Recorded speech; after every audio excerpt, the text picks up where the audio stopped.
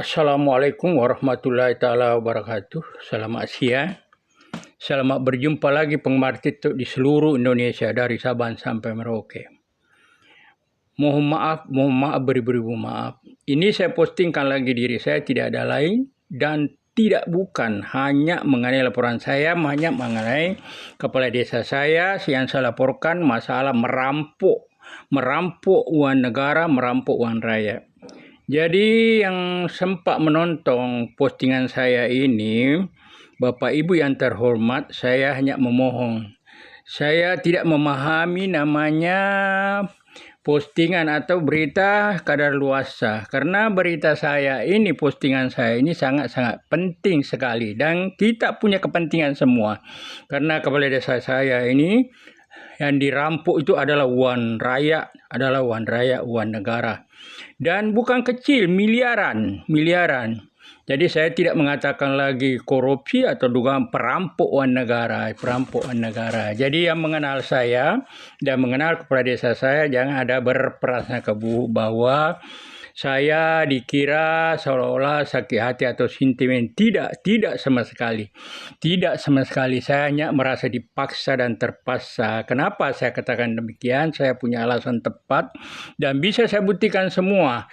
Karena kepala desa saya tidak paham apakah dia yang sakit hati sama saya atau ada dendam tersembunyi terhadap diri saya. Tapi saya rasa mungkin tidak, karena mulai saudaranya, abangnya yang saya kenal, orang tuanya, saya pernah pinjam semua, pernah saya tolong semua. Dan walaupun hanya ratusan rupiah, tapi itu nilainya besar. Bisa dapat 1 hektar kebun jadi. Saya bantu tanpa bunga. Jadi kalau saya bisa berprasangka buruk bahwa kepala desa saya ini betul-betul dia kepala desa sinting, kepala desa sakit hati mungkin karena saya tidak tahu saya punya apa kesalahan, saya ada apa penyebabnya. Tapi yang jelasnya saya melaporkan kepala desa saya ini, saya hanya dipaksa dan terpaksa. Kenapa saya katakan demikian? Saya sampaikan pertama masalah tanah mantan kepala desa Bekutuo.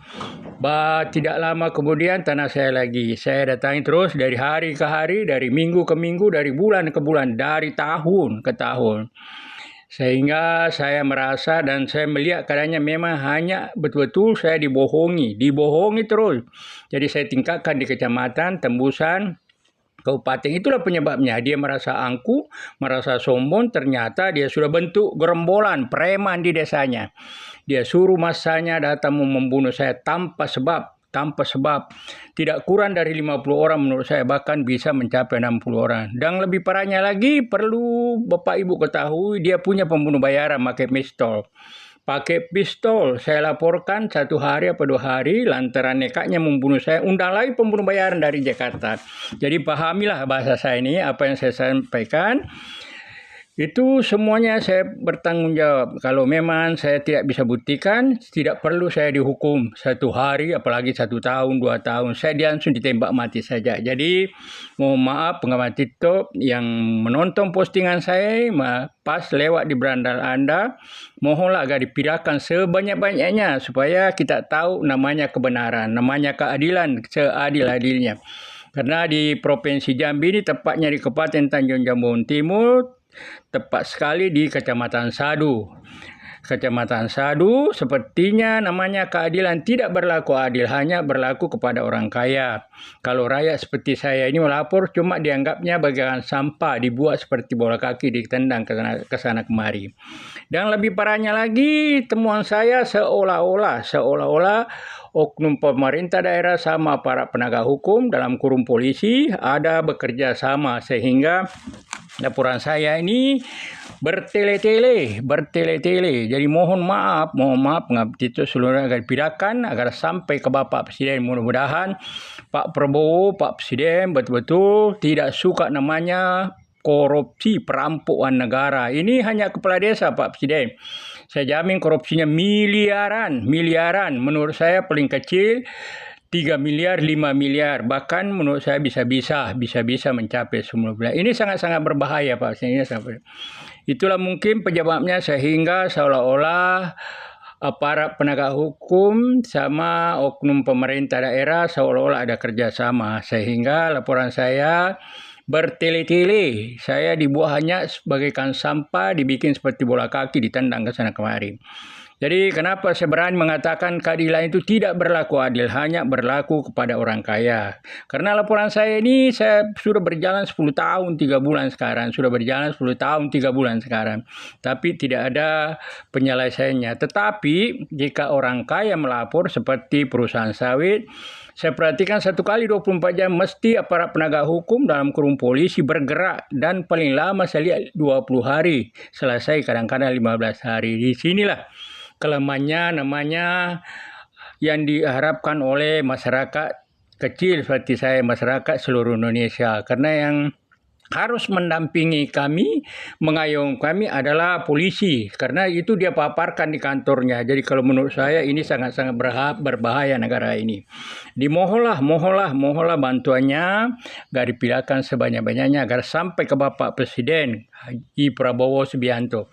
Mohon Pak Presiden, mohon dengan sangat Pak Presiden, tidak perlu dipikirkan lagi mau maju kalau memang benar-benar korupsi itu 100%, dan saya jamin 100% Pak Prabowo akan menang. Karena yang merusak negara ini adalah pemerintah perampokan negara, adalah pemerintah pengkhianat. Pemerintah yang tidak tahu namanya amanah, seperti kepala desa saya ini. Karena kepala desa sekarang ini itu tidak banyak kerja lagi, karena ada namanya program sebelum masuk dana desa, ada namanya alokasi dana desa, disingkat ADD.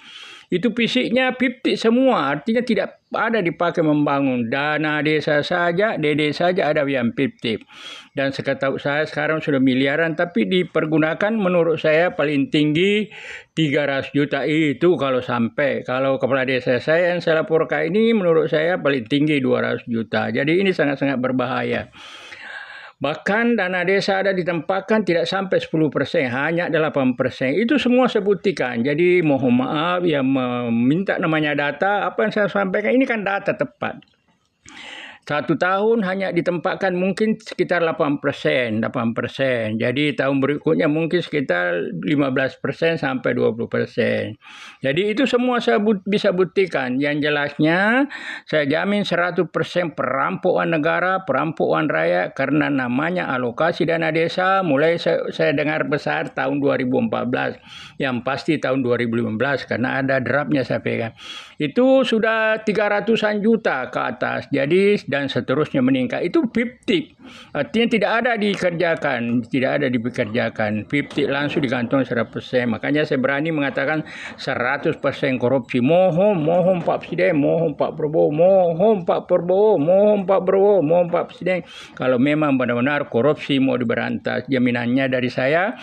Kalau saya tidak bisa buktikan 100% korupsi, kalau saya tidak bisa buktikan 100% miliaran korupsinya, saya siap ditembak mati Pak Presiden. Saya siap ditembak mati Pak Presiden. Mohon Pak Presiden, mohon bantuannya Pak Presiden. Assalamualaikum warahmatullahi taala wabarakatuh.